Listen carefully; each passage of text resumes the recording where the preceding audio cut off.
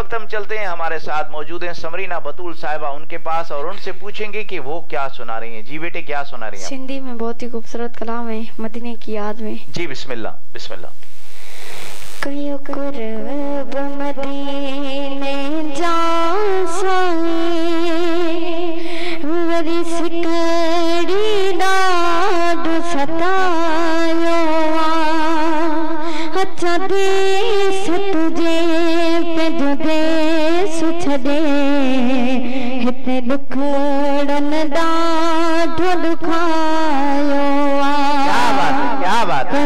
قرب مدینے جا سائی، وری سکڑی ڈاڈ ستایو اچھا دیس تجھے پنجو دیس چھڑے، ہتے دکھڑن ڈاڈ دکھایو۔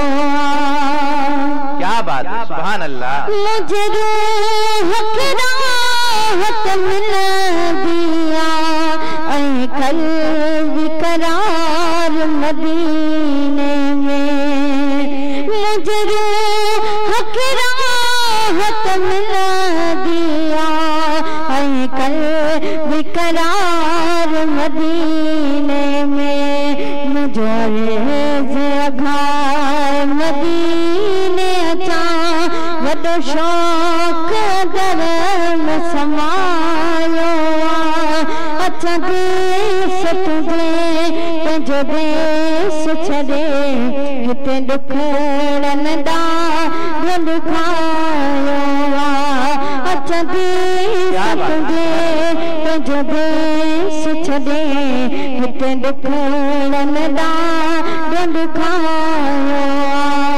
کیا بات ہے، کیا بات ہے، سبحان اللہ۔ رجے کی حیاتی اجادی ہڑا سے در تجھے تے گزر ونن، رجے کی حیاتی اجادی ہڑا سے در تجھے تے گزر ونن، اچ موت مدینے میں مکھے مجھے دل جہات صدایا، اچھا دیس تجھے پنجو دیس چھڑے، ہتے دکھڑن ڈاڈ دکھایو، کئیو قرب مدینے جا سائی، وری سکڑی ڈاڈ ستایو، اچھا دیس تجھے